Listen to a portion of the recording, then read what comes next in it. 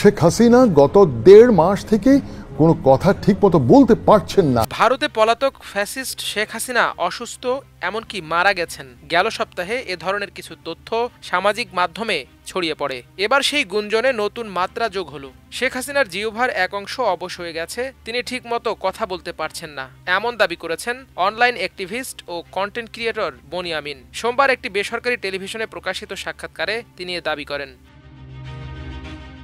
বনি আমিন বলেন, শেখ হাসিনা গত ১.৫ মাস থেকে কথা বলতে পারছেন না। তার জিহ্বার বাম পাশের অর্ধেক অবশ হয়ে গেছে। তিনি মাইল্ড স্ট্রোক করেছেন। খাবার খেতেও তাকে কষ্ট করতে হচ্ছে।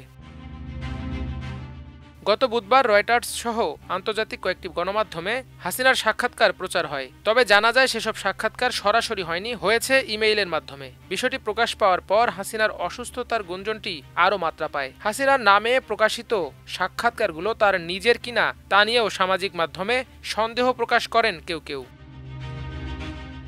এবার হাসিনার অসুস্থতার গুঞ্জনে ঘি ঢাললেন বনি আমিন। তিনি দাবি করেন, গত সেপ্টেম্বর থেকে হাসিনার যেসব বক্তব্য প্রচার হয়েছে সবই এআই দিয়ে বানানো। তবে তিনি এও দাবি করেন, ভারতে পালানোর পর ভাইরাল হওয়া কয়েকটি ফোন কল হাসিনার নিজের।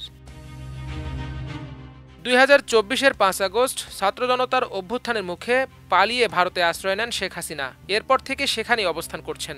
আন্তর্জাতিক গণমাধ্যমে প্রথমবারের মতো তার সাক্ষাৎকার প্রচার নিয়ে বিশ্লেষকরা বলছেন, হাসিনাকে নিয়ে ভারতের বাংলাদেশ বিরোধী ষড়যন্ত্র ও অপতৎপরতায় নতুন মাত্রা যোগ হচ্ছে। আওয়ামী লীগের এই প্রধানের বিরুদ্ধে মানবতাবিরোধী অপরাধের মামলায় যখন বিচার শেষে রায়ের জন্য ক্ষণগণনা শুরু হয়েছে, ঠিক সেই সময়ে হঠাৎ করে একাধিক আন্তর্জাতিক গণমাধ্যমে তার সাক্ষাৎকার প্রচারের মাধ্যমে দিল্লি নতুন খেলায় নেমেছে। জুলাই-আগস্ট আন্দোলনে সংগঠিত মানবতাবিরোধী অপরাধের মামলায় ক্ষমতাচ্যুত প্রধানমন্ত্রী শেখ হাসিনা ও সাবেক স্বরাষ্ট্রমন্ত্রী আসাদুজ্জামান খান কামাল সহ ৩ জনের বিরুদ্ধে আগামী ১৩ নভেম্বর রায়ের দিন ধার্য করবেন আন্তর্জাতিক অপরাধ ট্রাইব্যুনাল। গত ২৩ অক্টোবর দুপুর ১:১২টায় আন্তর্জাতিক অপরাধ ট্রাইব্যুনাল ১-এর চেয়ারম্যান বিচারপতি মোহাম্মদ গোলাম মর্তুজা মজুমদারের নেতৃত্বাধীন ৩ সদস্যের বিচারিক প্যানেল এ তারিখ ঘোষণা করেন।